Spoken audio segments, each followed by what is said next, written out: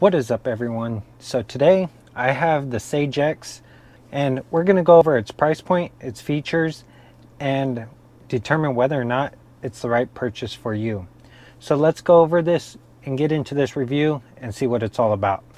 Okay, so for starters, this lantern here is actually a lantern and a flashlight. It's driven by one 18650 battery, and as you can see, I don't like these stupid little plastic things. You could get cut easily, and to me it just doesn't feel premium. I like when they do like a box with the magnetic fold and stuff, if you're gonna get into that. Something similar to like Olight. Because the actual physical plastic like this is, to me, just as cheap. Okay, so of course you got your Streamlight instructions right there, your warranty stuff and all that jazz. It's all in this thing. Okay, no one cares about that. One of the things that you get is a micro USB.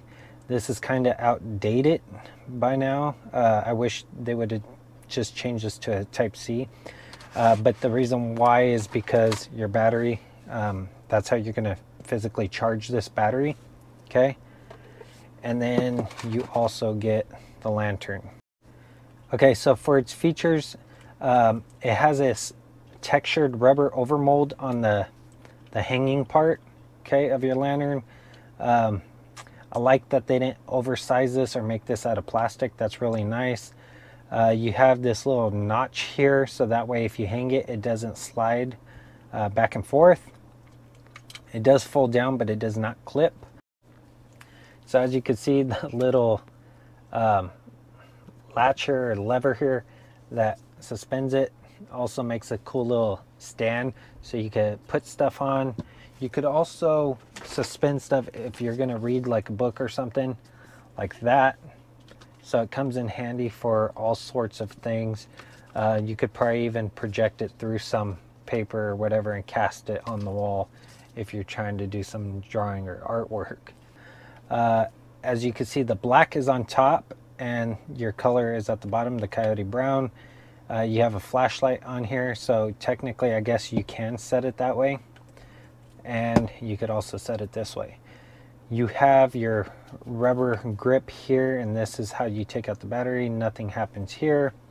It says hold for, so you hold the button for however many seconds and it'll cycle through white, red, or flashlight. Okay, this is a rubber coated button, which is really nice, and it gets illuminated when you go through the cycles. You got a base with rubber feet. You have a carabiner that's built in, so when backpacking, and it's spring loaded, so it won't be forced to stay up all the time. If you bump it, it'll go down, which is nice, so that way it doesn't get hung up on anything. One thing I don't like about this is if you do use the carabiner for backpacking or even hanging up in the tent, this has a potential to fall down. So I mean, that would kind of suck if you're backpacking and this is flopping around like that. So keep in mind you might have to strap this. All right, this is a 325 lumen output setup. When you open it up, it's only about an 1/8 turn, okay, to unlatch this. You have your spring still stuff, a spring in here. It's pretty robust, so you don't have to worry about that going flat. And then inside you have a battery. It has a date right there which says 12/18, so I assume that means it was made in December of 2018. It shows the direction of the battery in which it has to go, which would be the button cell cap top facing downward. All right, and then on the side here you have a strip of metal that goes all the way down. You have your metal ring here, and then at the very bottom at the base you have a metal plunger style tip down there.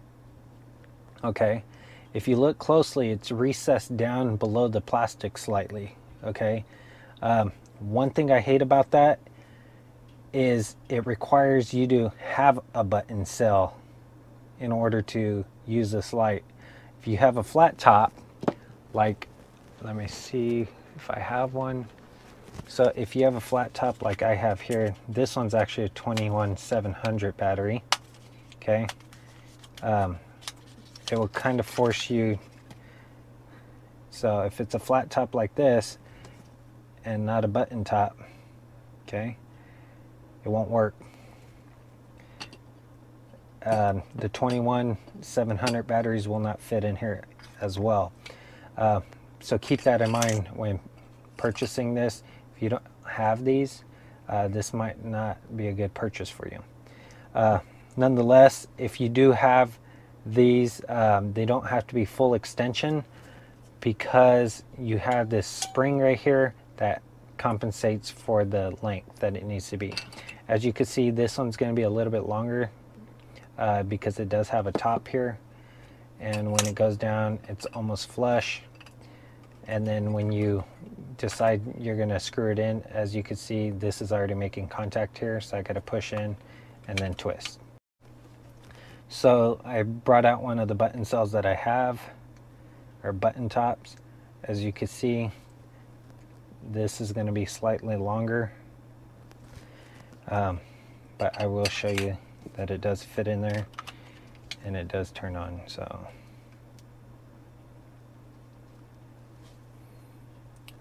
as you can see, it turns it on. All right, we'll use the recommended battery that it comes with. Oh, and then also, if you do stick it in, as you can see where it recesses down compared to this one here. Okay, but if you do use this, let's see if it still works with the shake test. So if you turn it on, as you can see, I could shake it and it still is positively making connection without, you know, rattling around turning this on and off. Okay, also another cool thing is if you have anything you want to stick in here, you could potentially wedge it in there. It's not too deep. It's probably like 1 inch deep and probably about 3/8 wide. But if you have anything that you want to keep dry or just as survival gear, you could actually put it in that recess in there because it doesn't touch anything. Maybe like some fire paper or something. Okay, or even like hooks and weights and things of that nature. Okay, so let's turn it on. You just click it and it'll turn on automatically. As you notice, it went straight to the red because this does have memory. So where you last left it is what it will turn on to. Okay,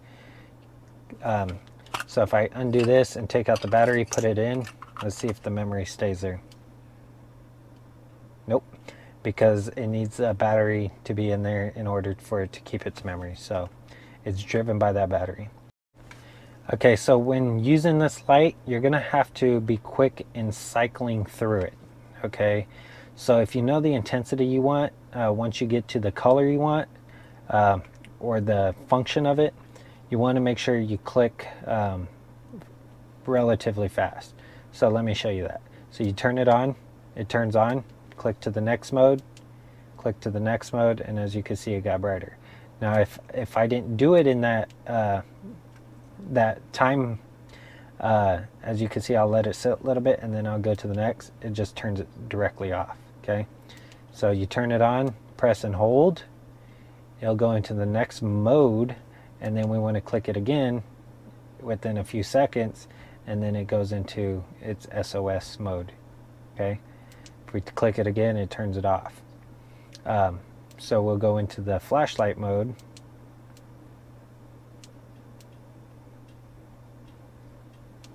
So that's the flashlight mode, and then you click it again and it turns it on high. Click it again, it turns it off. Low, high, off. So that's what I mean when you got to be quick on it as far as cycling through these modes. Might be cumbersome for some, so keep that in mind when purchasing this, you know, whether or not you want to kind of fiddle with the cycling motions.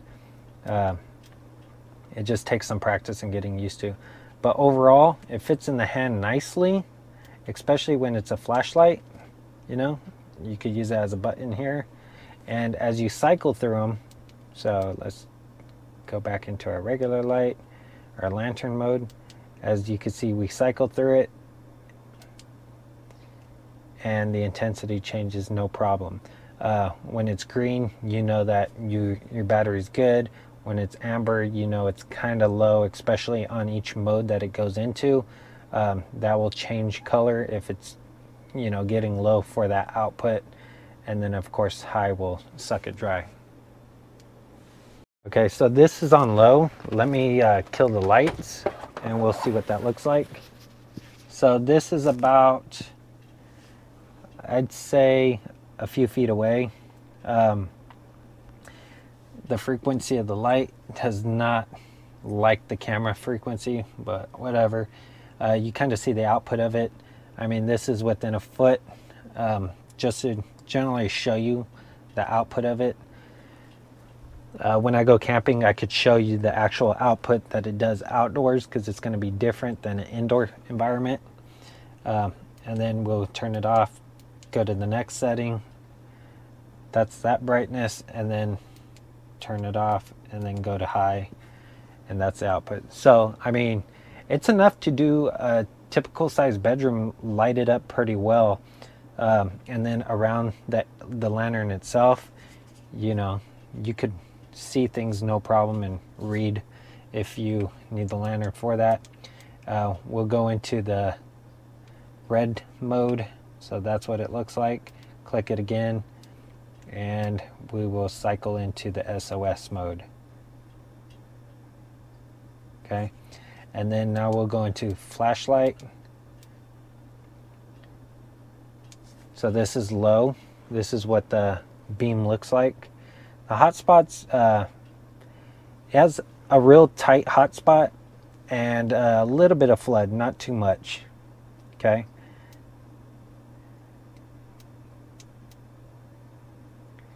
And then we'll go into high. Let's see.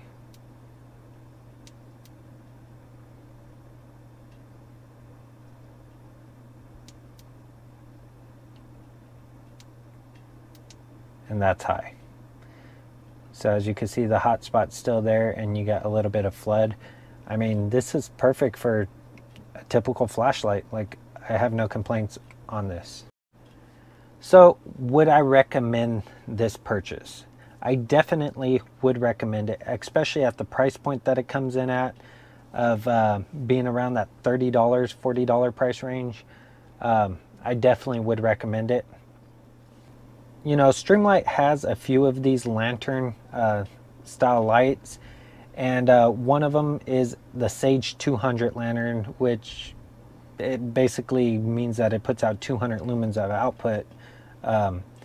And that runs on 3 AA batteries. This one would be next in line, which would be the Siege X. It's about $45 price range. And this one has that rechargeable battery, 18650, which most of your lights are running.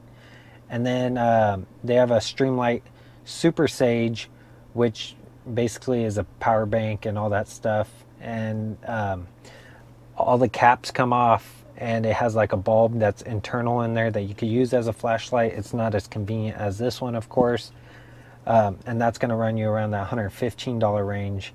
All these lights are really well rated as far as customer reviews, so no doubt I definitely would recommend this at the price point it comes in at. So let's get into what makes this thing worth the price. So that's going to complete today's video. If you like this video, definitely give it a thumbs up. It's greatly appreciated. If you want to see content like this and other content I'll be posting, consider subscribing. If you want to see this light in action, stay tuned for those upcoming videos. Until next time, I'll see y'all in the next one.